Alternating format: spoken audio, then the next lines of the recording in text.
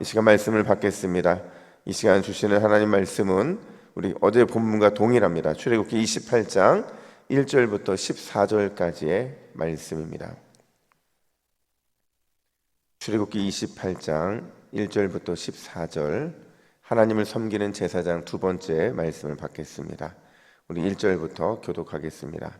너는 이스라엘 자손 중 내 형 아론과 그들의 아들들 곧 아론과 아론의 아들들 나답과 아비후와 엘르아살과 이다말을 그와 함께 내게로 나오게 하여 나를 섬기는 제사장 직분을 행하게 하되, 내 형 아론을 위하여 거룩한 옷을 지어 영화롭고 아름답게 할지니, 너는 물은 마음에 지혜 있는 자 모든 자 곧 내가 지혜로운 영으로 채운 자들에게 말하여 아론의 옷을 지어 그를 거룩하게 하여 내게 제사장 직분을 행하게 하라.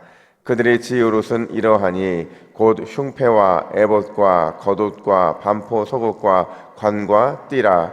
그들이 내 형 아론과 그 아들들을 위하여 거룩한 옷을 지어 아론이 내게 제사장 직분을 행하게 하라.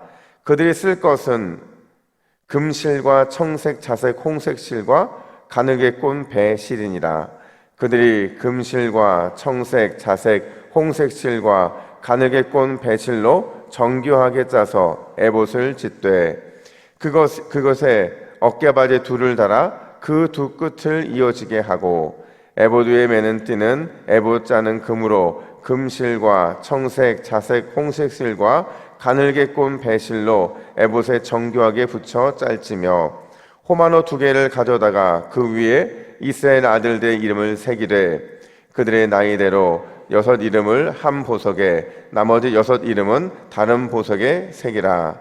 보석을 새기는 자가 도장에 새김같이 너는 이스라엘 아들들의 이름을 그 두 보석에 새겨 금태에 물리고, 그 두 보석을 에봇의 두 어깨바지에 붙여 이스라엘 아들들의 기념 보석을 삼되, 아론이 여호와 앞에서 그들의 이름을 그 두 어깨에 메어서 기념이 되게 할지며, 너는 금으로 태를 만들고 순금으로 노끈처럼 두 사슬을 닦고 그 따은 사슬을 그 태에 달지니라. 아멘.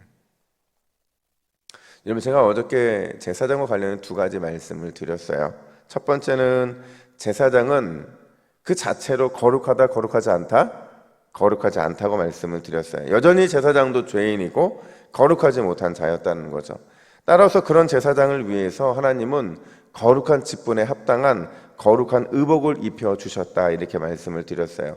이걸 신약으로 말하면 신약시대에 살아가는 우리 모두도 역시 제사장이고, 우리도 늘 제사장의 옷을 입고 있는데 눈에 보이진 않아요. 근데 그 옷이 뭐냐? 예수 그리스도를 덧입는 것이다, 이렇게 말씀을 드렸습니다. 그리고 두 번째로 제가 말씀드린 게, 하나님이 하시는 모든 일들은 시작도 거룩이고 과정도 거룩이고 마침도 거룩이라는 거예요. 따라서 우리 안에는 반드시 거룩한 열매를 맺혀져야 되는데, 그러려면 하나님의 영이신 성령으로 우리 안에 가득 채워져야 된다. 그래야 성령 충만함을 통해서 거룩의 모든 과정들이 아름답게 결말로 나올 수 있다. 제가 이렇게 말씀을 드렸어요. 기억은 안 나시겠지만 정리를 한번 해드리는 겁니다. 오늘은 좀 더 구체적으로 이제 복장을 좀 들어가야 되는데요. 제사장의 복장에 담긴 구체적인 의미가 2가지가 또 있어요. 과연 그게 뭐냐? 첫 번째로 거룩한 옷을 입은 사람으로 살라는 거예요. 거룩한 옷을 입은 사람답게 살라는 거죠. 제가 분명히 말씀드렸어요. 이 거룩은 제사장의 그 삶 자체는 거룩하지 않아요. 그 인생 자체는 거룩하지 않다는 거죠. 하나님이 그에게 거룩한 옷을 덧입혀 주셨기 때문에 의롭게 되는 거죠. 그러면 그런 거룩한 옷을 입은 자답게 살아야 된다라는 겁니다. 오늘 보면 4절에 보시면 제사장의 복장이 총 6개로 되어 있어요. 흉패, 에봇, 겉옷, 반포, 속옷, 그리고 관과 띠, 이렇게 6개인데요. 이렇게 말하면 잘 모르시겠죠. 그림 하나 보여드릴게요. 제사장이 옷을 입는 순서예요. 이렇게 처음에 속옷을 입고요, 그 다음에 겉옷을 입고요, 그 다음에 약간 이 형형색색의 에봇을 입고, 그 다음에 이 띠로 마무리하고, 그리고 나서 흉패를 입습니다. 그리고 제사장의 띠는 이제 나와요. 띠와 관으로 마무리하고, 그래서 입는 옷은 총 4가지인데 여기에 띠와 관으로 이렇게 마무리하는 과정을 하게 된다는 거죠. 근데 중요한 건 뭐냐면요, 여러분 이렇게 보면 우리가 성막의 내용을 좀 비교해 봐야 되는데, 이렇게 보면 그냥 뭐 멋있는 옷을 입었다 생각할 수 있는데, 복장을 만들 때 사용되는 실을 보면 이게 과연 뭘 의미하는지를 볼 수가 있어요. 5절 말씀, 5절 같이 한번 읽어볼까요? 시작. 그들이 쓸 것은 금색과 청색, 자색, 홍색 실과 가늘게 꼰 배실이니라. 아멘. 여러분, 우리가 성막을 보면서 이 표현 어디서 많이 보지 않았어요? 봤죠? 어디서 봤어요? 성막의 덮개를 만들 때. 그러니까 여러분, 성막의 덮개는 총 4겹이었는데 가장 첫 번째 덮은 것, 그러니까 성막 안에 들어가거나 지성소 안에 들어가 보면 이 천장에 바로 있는 게요, 바로 우리가 방금 읽었던 청색, 자색, 홍색 실과 가늘게 꼰 배실로 만든 덮개였다라는 겁니다. 여러분, 이게 얼마나 이 아름다운지요. 성막의 외부에서 봤을 때는 굉장히 투박하고 그게 뭐 흠모할 만한 그런 건 아니지만 안에 들어가 보면 너무너무 아름다운 거죠. 그러니까 이게 똑같이 지금 이 에봇에도, 에봇 여기에도 쓰여지고 있다라는 거죠. 그러면 또 여기 또 어디서 봤는 줄 아세요? 이게 단순히 성막 덮개선 본 게 아니고요, 성막의 문의 역할을 하고 있는 휘장 2개가 있어요. 이 두 개는 성막 뜰과 성소를 이어주는, 그 들어가고 나올 수 있는 휘장, 그리고 성소와 지성소를 가로막는 이 휘장, 이 2군데에도 똑같이 청색, 자색, 홍색 실, 이걸로 배실로 해서 짜낸 것, 그게 바로 이 문들이거든요. 그러니까 지금 이 문들을 보면, 또 성막의 덮개를 보면 제사장의 이 옷을 만든 것과 똑같다는 겁니다. 이게 뭘 의미할까? 이건요, 성막이 하나님의 영광과 거룩함을 나타내는 그것이라고 한다면 제사장이 입는 복장 역시도 하나님의 영광과 거룩함을 아주 고스란히 드러내줘야 된다는 거예요. 특별히 여러분, 아까 그림 다시 한번 보여주시겠어요? 이 제사장이 입는 겉옷이 있잖아요, 그죠? 이 겉옷이 무슨 색깔이에요? 청색입니다. 청색. 여러분, 유대인들에게서 청색은 뭘 의미해요? 하늘을 의미하는 거예요. 하나님을 상징해요. 그러다 보니까 지금 이 제사장의 옷은요, 완전히 100% 하나님의 대리자의 모습으로 등장을 하고 있다는 겁니다. 그러니까 이 말은 바꿔 말하면, 우리가 살아가다 보면 참 많은 제복들을 입잖아요. 군인들의 제복도 있고, 또 경찰들이 입는 제복도 있고, 의사들이 입는 제복, 소방관이 입는 제복들이 있는데, 이 제복들을 입는 의미가 뭐예요? 이유가 뭐예요? 자기가 하는 역할에 대한 정체성을 보여주는 거잖아요. 마찬가지라는 거죠. 제사장이 입는 이 옷은요, 제사장의 정체성, 그들의 역할, 그들의 해야 되는 사역, 이 모든 것들을 가르쳐 준다는 거죠. 보는 사람도 그렇게 보아야 되지만 그 옷을 입는 제사장의 입장에서는 그 제사장의 옷을 입을 때마다 반드시 그걸 기억하라는 거예요. 뭘요? 나는 하나님의 영광과 거룩함을 드러내는 거울이다. 나는 그런 존재다라는 사실을 우리는 반드시 기억해야 된다라는 겁니다. 여러분, 이걸 우리에게 적용해 볼게요. 우리가 제사장의 이야기를 늘 하면서 반복해서 듣는 얘기는 뭐냐면, 우리 모두는 거룩한 왕 같은 제사장들이라는 거예요. 맞아요? 틀려요? 맞죠? 여러분들도 저도 우리 직분에 상관없이 우리는 거룩한 왕 같은 제사장들이에요. 우리는 다 이 제사장의 복장을 하고 살아간다는 거죠.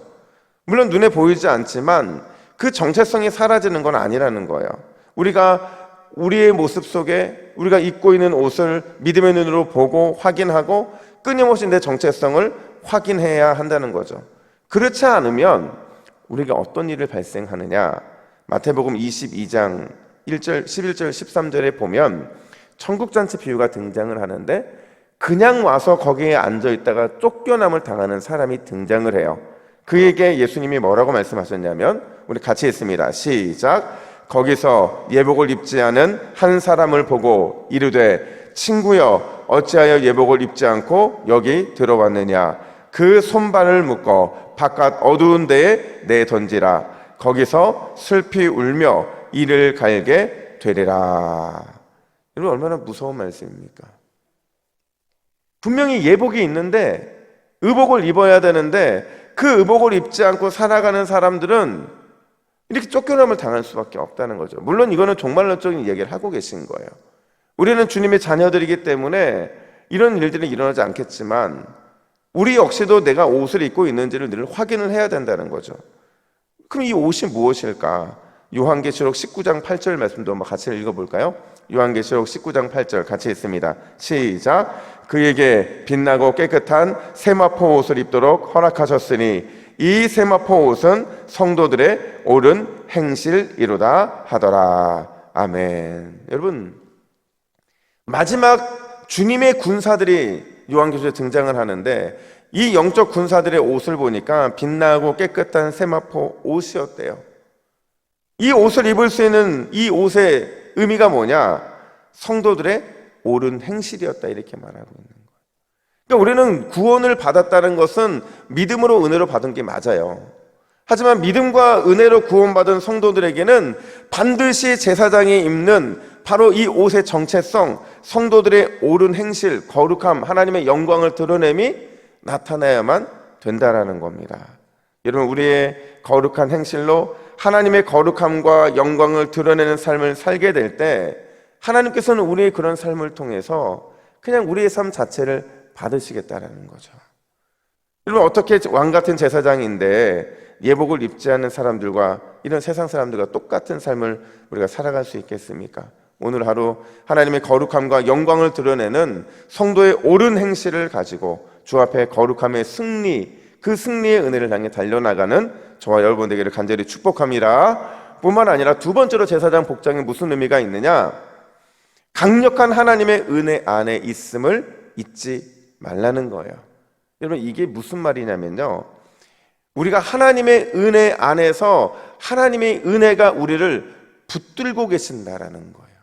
그러니까 우리는 연약해요. 우리는 늘 넘어질 수 있어요. 하지만 하나님이 우리를 붙들고 있으면 이 제사장의 직분 넉넉하게 감당할 수 있다, 이 말을 하고 있는 겁니다. 여러분, 9절과 10절 말씀을 같이 볼까요? 우리 같이 9절 10절 있습니다. 시작. 호마노 2개를 가져다가 그 위에 이스라엘 아들들의 이름을 새기되 그들의 나이대로 6 이름을 한 보석에 나머지 6 이름은 다른 보석에 새기라. 아멘. 여러분, 호마노라는 이 보석은요, 그냥 붉은 보석인데 줄무늬가 있는 보석이, 저도 본 적은 없어요.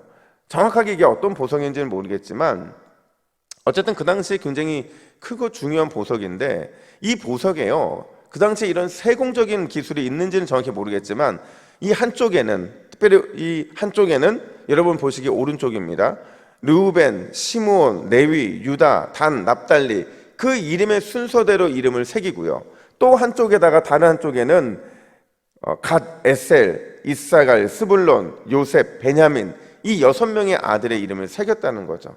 그리고 나서 이 위 양쪽 어깨에 달았다는 거예요. 여러분, 왜 하필이면 이 12 아들들의 이름을 모두 새겼을까요? 우리가 말 안 해도 아시겠지만 이 아들들 가운데서, 그러니까 이스라엘 지파들 가운데서 사실 그 이름이 부끄러운 아들들도 있었거든요. 잘한 아들도 있었지만 부끄러운 아들도 있었다고요. 왜 이 영광스러운 하나님의 복장인데 이 복장에 걸맞지 않은 이름들까지 그 위에 올렸을까? 특별히요, 이 보석이 그냥 평소에는 빛나고 아름다운 빨간색 보석인데 이름을 이렇게 새기잖아요. 그러면 새겨진 이름이 정확하게 보였대요. 너무나도 선명하게. 크지도 않았는데 거기에 아주 정확하게 그 이름이 새겨진 게 빛이 났다는 거죠. 왜 그랬을까? 그 이유는 뭐냐면, 부족해도 불순종한 아들이 있다 하더라도 그런 그들을 하나님이 받아주시겠다라는 거예요. 은혜로 받아주시겠다라는 거죠. 동시에 그들에게 뭘 말해주고 있냐면, 이 호마노의 위치가 어디였다고요? 어깨잖아요. 이 어깨라는 건 뭘 말하냐면, 우리의 연약한 인생은 하나님의 강하신 어깨, 강하신 능력 안에서만 우리가 살아갈 수 있게 하셨다라는 겁니다. 제가 이런 예를 들어드릴게요. 일전에 제가 사역을 할 때 어떤 집사님 그 딸 셋이 있었는데 막내 딸이 그렇게 제가 가면 목에 올라타는 거예요. 그 아이가 그때 당시 5살, 6살 정도 됐는데, 이번 5살, 6살 정도 되는 애는 무거워요. 근데 심지어 기도하고 있으면 올라타요. 그러니까 기도 끝나고 나면 엄마 아빠한테 깜짝 놀라는 거예요. 얘가 목사님 목에 올라타 있으니까. 얘가 저도 왜 그런가 몰랐어요. 근데 이제 한 번은 제가 이렇게 기도 끝나고 축도하는데 제 손을 받치고 있더라고요. 이렇게 자기가 아론과 훌처럼. 근데 이제 그 아이가 왜 그런가 생각해봤더니 그 아이는 아빠가 자기를 사랑하는 것을 아빠가 목에 타는 것으로 이렇게 받아들인 거예요. 그래서 아빠가 목만 태워주면 이 아이는 아빠가 자기를 제일 사랑하는 거예요. 그러니까 목사님이 오셨으니까 목사님한테 자기의 사랑을 표현해 주고 싶은 거예요. 그러니까 항상 제 목에 타는데 뭐 신방하면서 대화할 때 타는 건 괜찮아요. 근데 기도할 때 타니까 저도 순간 기도하다가 올 게 왔구나 그런 마음을 가지고 이렇게 어깨에 태웠는데, 근데 제가 기도 끝나고 집사님이 저를 너무 미안해하는 거예요. 목사님 목도 안 좋으신데 애가 타가 더 아프면 어떡하냐고. 그래서 제가 뭐라고 얘기했냐면 괜찮아요. 제 어깨는 넓고 강하니까. 제가 이랬거든요.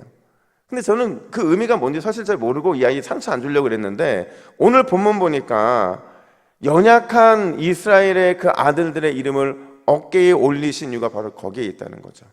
이 아이는 연약하고 비록 실수한 것처럼 보이지만 하나님의 강하신 어깨에 있기만 한다면 그 강한 능력 안에서 우리는 승리할 수 있는 삶이 있다는 겁니다. 그게 하나님이 우리를 향한 사랑의 표현이라는 거예요. 여러분, 오늘 이 아침에 이 새벽에 하나님의 강하신 어깨, 강하신 능력 안에서만 기도하고 믿음으로 달려나가는 저와 여러분 되기를 간절히 축복합니다. 여러분, 그게 우리에게는 유일한 하나님이 주신 특권이에요. 주님의 어깨에 올라갈 수 있는, 주님의 어깨에, 강하신 어깨에 머무를 수 있는 특권이 우리한테 있다는 거죠. 우리가 그 은혜를 알았으면 반드시 누리게 되기를 예수님의 이름으로 축복합니다. 우리 함께 기도의 제목을 같이 읽습니다. 우리 같이 읽습니다. 시작. 주여, 거룩한 옷을 입고 거룩한 행실로 하나님의 영광을 드러내는 오늘 하루가 되게 하옵소서. 하나님의 강하신 어깨의 은혜를 잊지 않게 하옵소서. 아멘. 함께 기도하겠습니다. 하나님 아버지의 은혜와 사랑을 감사합니다. 날마다 우리에게 거룩한 옷을 입혀주시고 거룩한 행실로 하나님의 영광을 드러내는 삶을 살아갈 수 있게 하여 주신 것 감사합니다. 왕같은 제사장답게 오늘도 거룩한 옷을 입고 거룩한 행실로 거룩한 행진을 하는 우리 모든 동북의 성도님들 되게 하여 주시고 머무르는 것들마다 거룩한 역사가 일어나는 놀라운 은혜를 허락해 주시옵소서. 오늘도 우리는 약하지만 강하신 주님의 어깨 위에 우리가 있음을 기억하게 하여 주시고 주님의 은혜 안에 머물며 주님의 강하신 능력을 경험하는 우리 모두가 되게 하여 주시옵소서. 감사드리며 예수님의 이름으로 기도하옵나이다. 아멘.